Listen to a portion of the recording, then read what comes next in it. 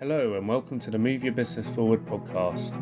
These talks are hosted by Rob Boll, founder of Evoke Management and CEO of International Leaders UK. We'll be talking with experts from both these companies about issues that affect SME companies today. Welcome to this episode of the Move Your Business Forward podcast. Today I'm joined by Daryl Clarke. Daryl Clarke's a serial entrepreneur. He's run a number of businesses that he's scaled up and exited. And today he's just going to share a little bit of his journey, his entrepreneurial journey with us. And looking forward to having a conversation with you, Daryl. So thanks for joining us for this chat today. Pleasure, Rob. Looking forward to it as well. Good. So Daryl, take me back when you first kind of got into business, because you've obviously been in business for a number of years now. So what was the first instinct you got into just being a business person, an entrepreneur? I started off doing a mechanical design engineering apprenticeship, and then was lured into the world of office equipment sales by the lure of a company car. And I did a year's traveling in Australia. When I came back, I sort of worked for a few different businesses in sales, and I felt that actually I probably had the right get up and go and skill set to give it a go on my own. What I did lack was funds, so I did manage to find an angel investor who put forward the initial startup capital for my first business, Matrix Display Systems, and we started importing LCD panels from America. Again, trying to be a bit entrepreneurial in terms of where we got the source of the supply from. So instead of going from a distribution point in the UK, we were bringing them in, working our way through the customs headaches of getting those in, but obviously it gave us bigger margins. So we started selling these products into SMEs in the UK, and that really just blossomed from there. Excellent. And obviously, giving it a go, a lot of people kind of don't necessarily find their way until they've realized either often entrepreneurs find themselves unemployable, or they just got that hunger just to keep doing something, keep trying, and something falls out of it. So did you explore many other things other than, obviously the draw of a car sounds great as a sales guy driving around, but there must have been something that triggers you to go, no, actually I want to achieve something here and build a business of some sort. And then convince that story to an angel investor, not even friends and family. You've actually found someone outside of that kind of, well, they call them friends, families, and fools, don't they? Yes, they do. Well, he was an ex-employer, so okay. It was more of a limited risk for him in that we'd worked together for a couple of years. I'd done a decent job in a sales capacity, and the audio-visual market, which is the one I've been in for sort of 30 plus years, is a good industry to be in. People don't tend to leave it. It's quite high margin. They're nice products. You're not selling photocopiers or coffee machines, something it's a really hard sell. Generally speaking, people want presentation aids. They want their presentation aids to be better. So it was a nice niche. It was a big enough niche to make some money. And I think initially, my route to success was just outwork everybody. What I made up in a lack of talent, I was prepared to put effort in. I was working till midnight, many nights, just sending quotes out, sending flyers out back in the days of faxes and things, so I certainly learned, you get better through attrition in that you've worked out how not to do things or how to do things the slow way. And actually I just ground out a system that eventually worked, and I just got better at it through experience, really. No, excellent. Yeah, they do say that, don't they? Business doesn't necessarily get easier. You just get better at doing things and find ways of making shortcuts from just testing and trying it. So you're obviously in the depths of that, those 3 decades ago. So take me through after that. What was being successful in scaling up that first business you had? What was the real kind of things you learned, the successes you had over that period of time? Pretty quickly I learned the power of a team, in all honesty. There's only so much you can do as an individual. I was always for years the top performer from a sales point of view.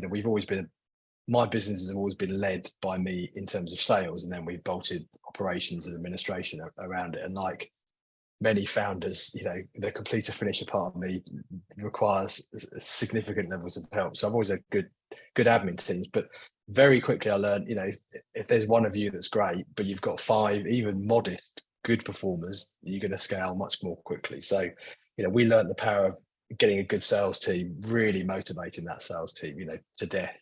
So they were charging out the door to go and sell the products. And, we employed our first salesperson. Unbelievably, we put an advert in the job centre in Birmingham And we got this guy. He stayed with us for 18 years. Actually, he was my number two for a long time.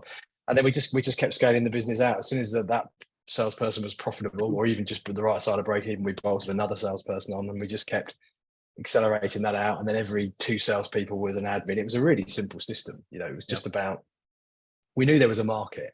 So, and generally speaking, the competition was relatively poor. So we kind of adopted a copier sales, PC sales, aggressive mentality into a market that was traditionally sort of mum and pop style companies selling. There was an Oxford audiovisual company and they would sell to the people in Oxford. There was someone in Berkshire. No one really even looked at it on a UK scale. So we very quickly thought, we'll dot salespeople all around the country. Give them an assigned area. I mean, it's proper old school selling. Here's your assigned area. Talk to all the people in that postcode. I mean, it was sales 101 in every respect, except that we really motivated the staff.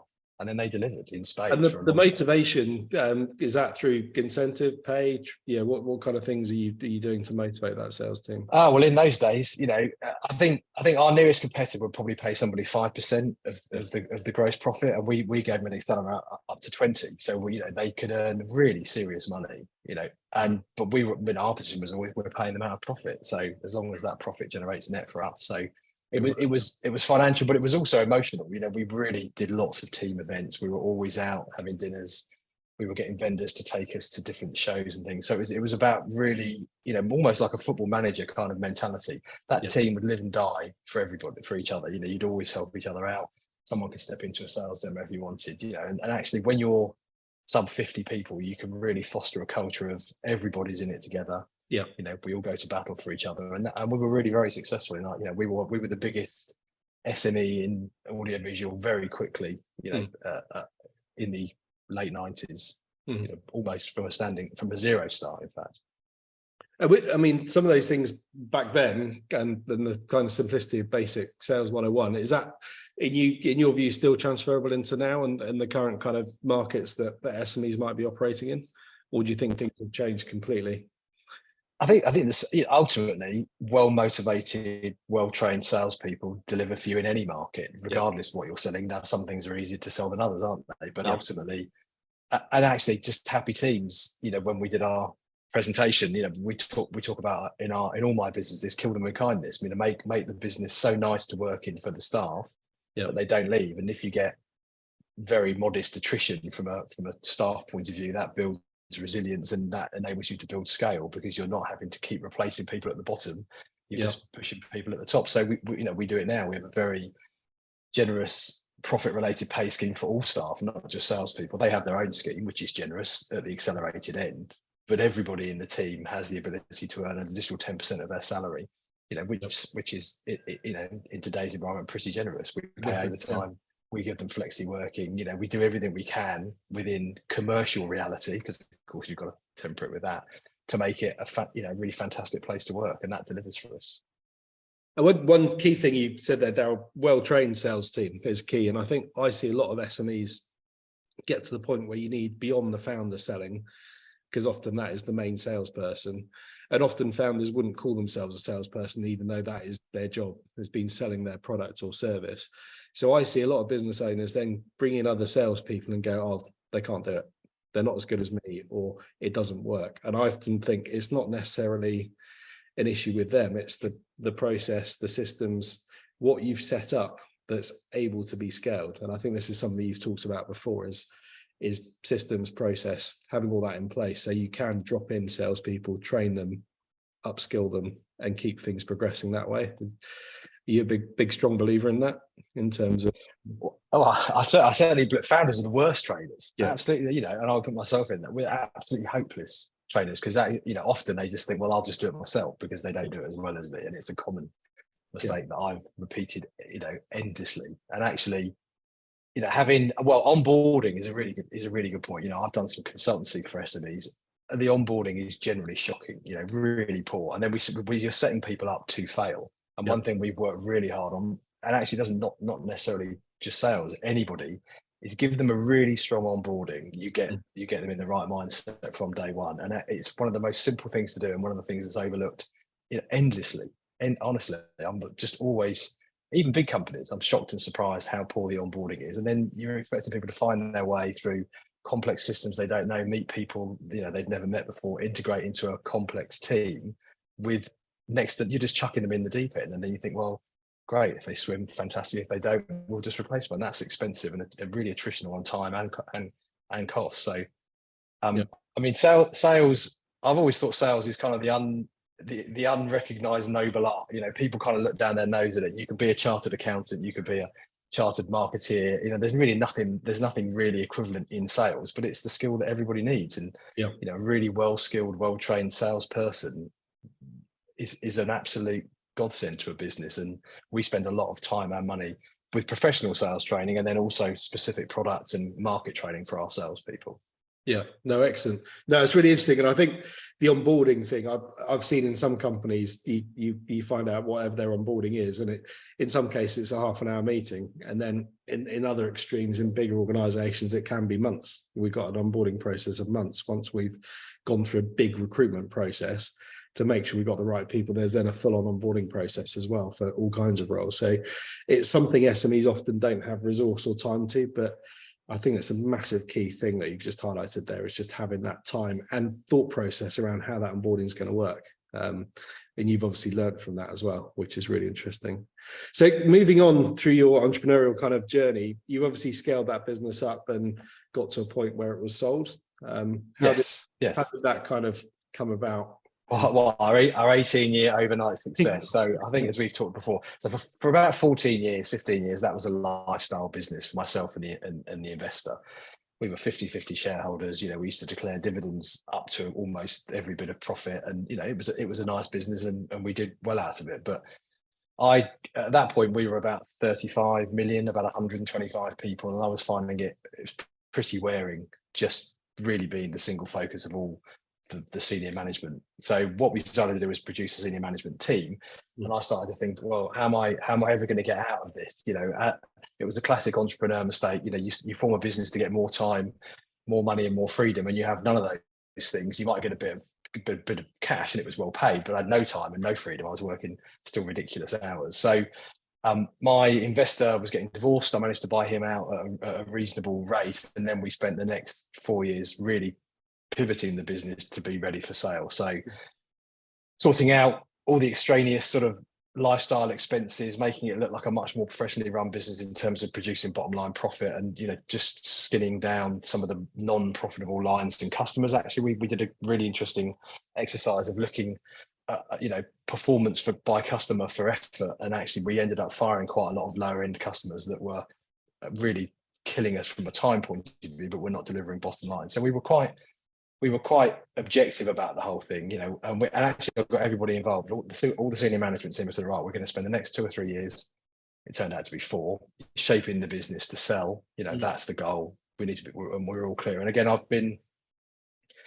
think founders being transparent with the staff is always better than trying to do things behind closed doors. I know a couple of peers of mine that have sold businesses, and they've been trying to do it under the table very quietly, and it always leaks out. And then when people haven't been involved, you create a real problem in the culture. So we were lucky. We turned the business. It became pretty profitable. I mean, it wasn't crazily profitable, and we found a trade buyer. We did a trade exit. Actually, it was a good exit for me in that there was no earn-out. It was a cash deal on day one with spread payments, but I signed the deal and never went back into the business again. No, I think a couple of things you raised there, I think, were quite interesting. And I mean, you talk through it as if that was all very easy. I'm sure it was. The 18-year overnight success. I definitely like that one. I mean, in terms of getting the business ready for sale, I think actually having that as part of a plan is key, isn't it? Because you're actually putting it out there saying, this is what we're doing. And if it planned to be 2-3 years and end up being 4, it's not an issue, but that's the goal. I think what a lot of owners I work with struggle with is more information comes out when you talk about selling the business, because it's like, what happens next? People get worried about their jobs or who's going to be employing them going forward. But also, I think a lot of people worry about, I'm obviously going to make a decent amount of money out of this. How's that going to be perceived about the other staff, and how do we communicate that, and how do we bring anything like incentives for people that they benefit from it as well? But obviously there's going to be difference in terms of how much the original founders benefit versus maybe a few options or share incentives that other people in the business get. So how did you approach that, or was it even an issue at all? Well, I mean, in that business, setting up EMI schemes and some of the other things there are very simple ways to do this at startup. So it's significantly more difficult to bring these things into a business that's been going for an extended period of time. There's all sorts of HMRC issues, and it's not easy. So in that business, we effectively paid the senior management team some of the incoming cash as bonuses prior to sale day. So there was an incentive for them. I think, you're always going to have to come across the barrier of people thinking about how much money you're going to make, what's going to happen to their jobs. There's a level of uncertainty and insecurity around a sale regardless. So you may as well tackle it up front and be very transparent about it, because that does reduce the worry. We were very clear, we're going to be sold to a trade partner. That trade partner has already put in place guarantees that all the jobs are going to stay. There's not going to be any changes in jobs. They're buying us for the customers we've got.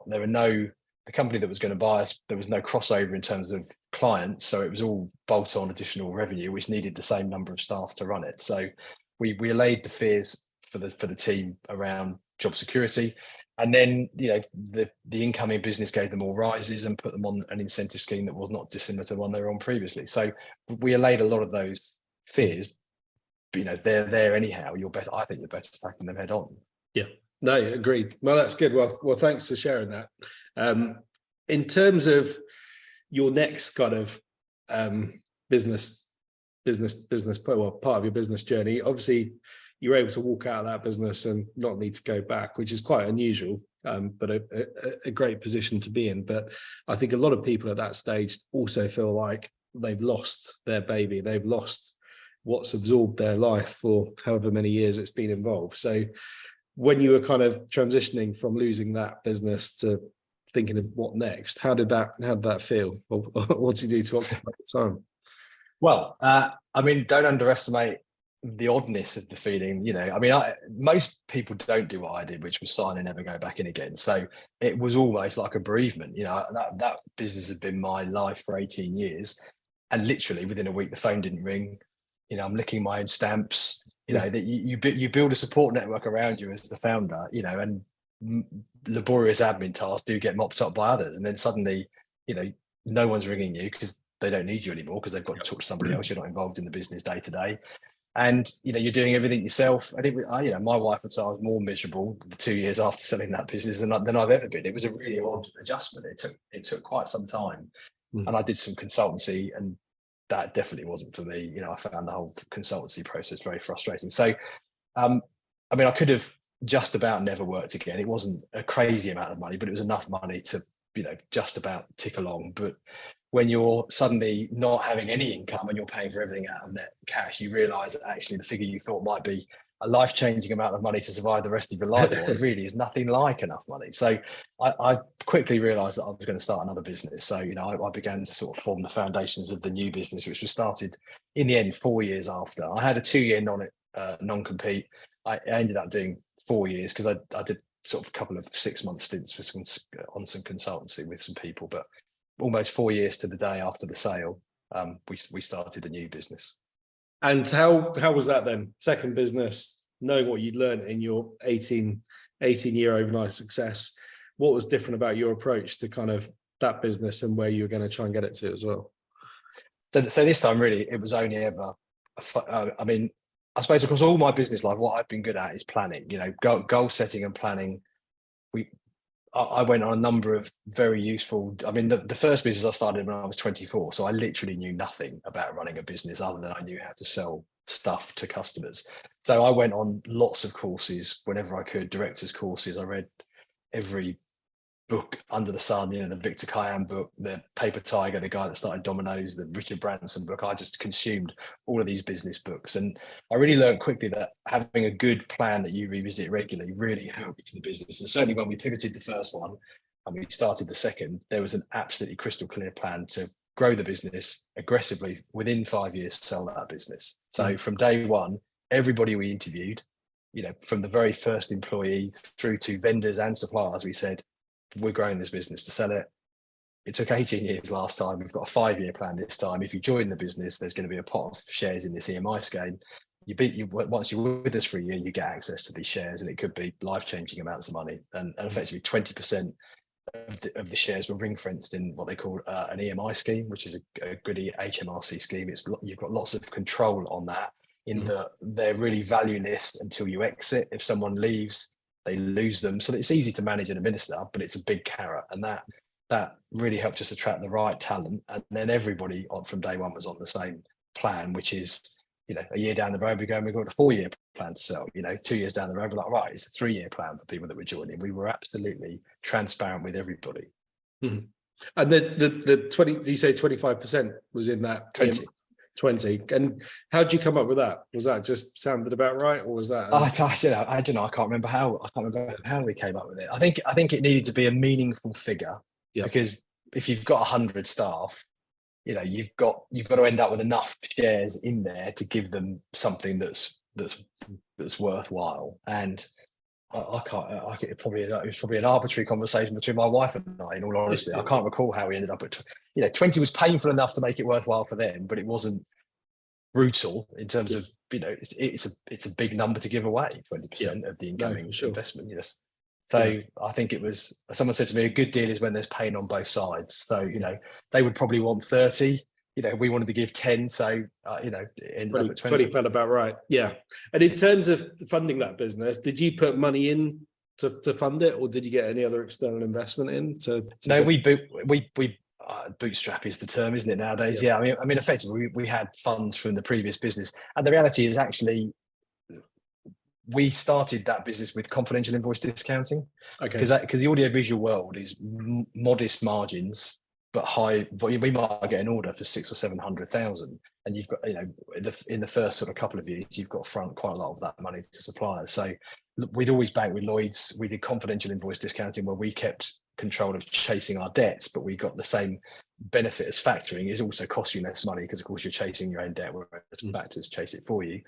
And that helped to scale the business, very, very quickly. I mean, we went from sort of a standing start to 8 million in the first 18 months. We really accelerated that business. So what were your biggest learnings to take from first business and other things you've experienced with to this business? Because you've clearly scaled this quickly, and you've now working through your final exit as well. So what are the big things that you took that you would share with any other entrepreneur or want to be entrepreneur? Well, I think it's those 4. The 4 pillars really are, just planning.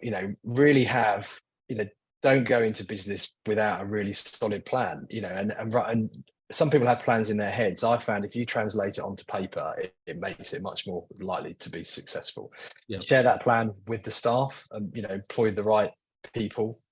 Be as good a delegator as you can be, and don't be afraid to employ people that are better than you. That took me a long time to learn that. I was always a terrible delegator, but having a really good team who are all along for the same journey, and then share the opportunity. If you really want to exit a business, doing that exclusively on your own, where you're not sharing that, is a very challenging road, and you're going to get difficulties with the team. If the team are all on board and there's something for them, then that's a good opportunity. We had all the stuff. We went from being a concern about a business being sold to excitement, completely about face. From day one, they were all really excited about the fact that at some point we were going to be sold, and they were going to get, in many cases, life-changing amounts of money.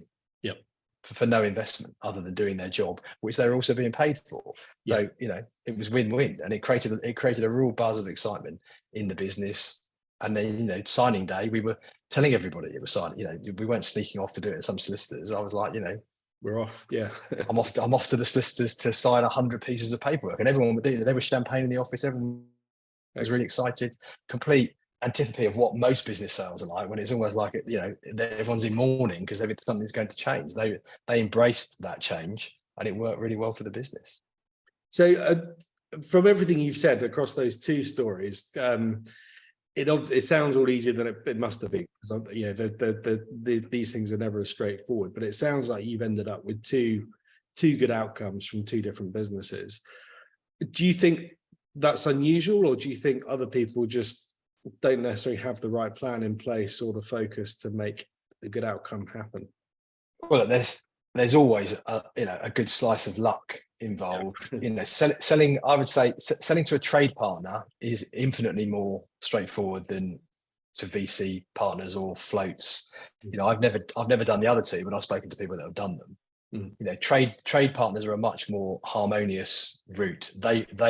You want to sell to them, and they're desperate to buy you, and it's a good combination. Whereas VC investment, generally they're trying to grind out absolutely every cent of profit for themselves, and they're not too worried about the fallout in the business. So I can only speak from a trade sale point of view. Trade sales, no sale process is easy. Both of mine were horrible. Really attritional, wearing.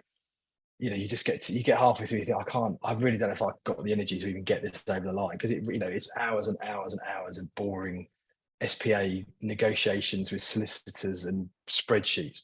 But ultimately, you've got to keep your eye on the prize, which is, the exit that you wanted. And as long as the exit works for you, you just got to be prepared to put, to really put the effort in. But getting two over the line is lucky. I mean, the second time we had 3 different companies that were interested, and I think having started the business with the sole aim of selling it undoubtedly made it easier to sell, because the due diligence was easier. There were no skeletons in the cupboard. A lot of the time you have a very keen buyer, but when they start to dig into what's gone on, there's all these horror stories that sit in the cupboards of SMEs where people have made poor decisions around taxation, or they're not up to date on their audits and all these other things, which most of them drop out because of those reasons rather than the two buyers fall out. Yeah. And then there's the inevitable, at the 11th hour, there's always a price jip conversation, because you're busy working on the deal.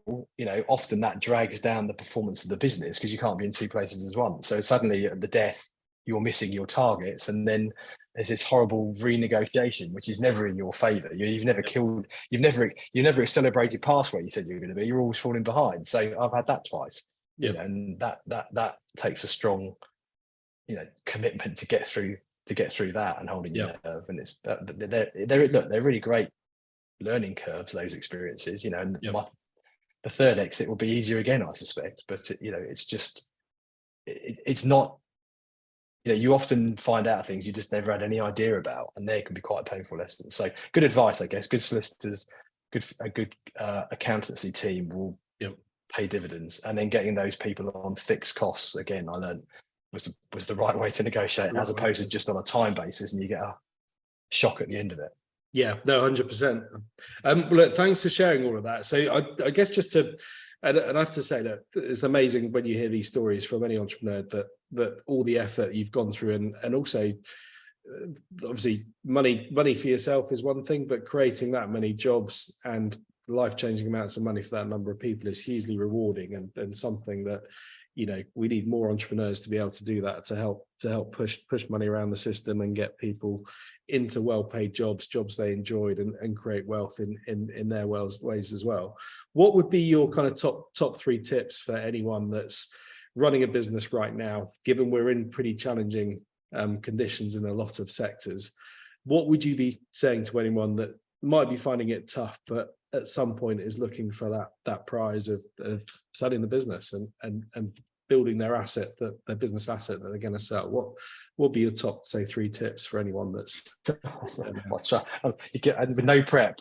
So a clear plan that everybody's aware of, certainly. From the number of businesses I've spoken to, and you ask them, what are the goals of the business, where are they going, and they're just like, we just want to create as much profit every month as we can. And that's not really a plan, because there's no outcome for that. Just being profitable. So have a clear plan, make sure it's revisited, make sure it's well shared, make sure that you're really working on the parts of the business that will deliver actual shareholder value. So it's quite difficult to take a hard look at your own company and who you're selling to, what you're selling, what services you're offering. Are they the right services for the market? And don't be afraid to fire customers. I know people find that incredibly difficult, but I've certainly learned that you have a long tail of customers, and usually that bottom 20% costs you enormous amounts of time and effort and produce next to nothing from a value point of view. So don't be afraid to move customers on if you have to. And then thirdly, be aware early on of the kind of people you want to sell to, and don't be shy in having those conversations. We shamelessly went and presented to 7 or 8 different businesses, we're up for sale.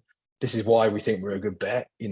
Are you interested? And that way we avoided having to pay a company to go and find out what our market is, because I always believe that no one knows your market better than you, and paying an advisor to go and find someone to buy you, well, they're only going to find somebody and you can save yourself a substantial sum. So really those 3 things, but the plan is the most important, really is. I know people go on about business plans, and generally someone does it on day one and they stick it in the cupboard and there's never revisited. We go through our critical business plan. We look at ours, we look at our yearly one quarterly, and we look at our 5-yearly one every 6 months. It's changing all the time. And look, those points you've shared are really great, Daryl. So thanks for that. Just one question on that plan then. And you just mentioned how often you look at it. What does it look like to you? Is it multiple pages? How simple or complicated do you make that plan? Well, ours isn't. I suppose I wouldn't say it's laughably small, but I mean it's really a key set of KPIs around customer satisfaction and profitability. But it's really a budget. In all honesty, the plan is a budget. So it's a very accurate 3-year budget, and it's an aspirational 5-year budget, and it's on an individual level. So I don't know how some people might break it down differently. We have it by salesperson, but then by territory, they have a target. We work back what that looks like, and then that also has in it product sectors. So is it services? Is it hardware? Is it renewal and service maintenance agreement? So it's quite a macro view, but a minor level individually, and that feeds up into one big spreadsheet. And we really make sure we're on. And if we're drifting off path, we can identify quickly: is it a salesperson? Is it a sales sector? Is it a products and service that we're looking at? So you can head off horrible shocks by tackling them early. Yeah, so that makes sense. No, thanks for sharing that, because I think it's really useful to understand what other people describe as those plans. As you say, a budget is simple, and to that micro level is perfect, because it all makes sense and adds up. You're not just plucking numbers out of anywhere. You're just making something build bottom up and get to that. Look, Daryl, we're just about out of time for this, so I've really enjoyed hearing your stories, and I've got a few takeaways from that myself. But as you say, it's having a clear plan, and if you are planning to scale an exit business, share that plan, because you're going to attract some far more enthusiastic people if they buy into that whole story, as you say, and if the reward's there to be had as well. So look, thanks for sharing all of that, and I think your tips at the end were really, really useful. So thank you, Daryl. Enjoyed talking to you. Pleasure, Rob. Good to see you. Thanks for listening. If you'd like more information about the topics discussed in this podcast, then you can find us on our website at moveyourbusinessforward.com.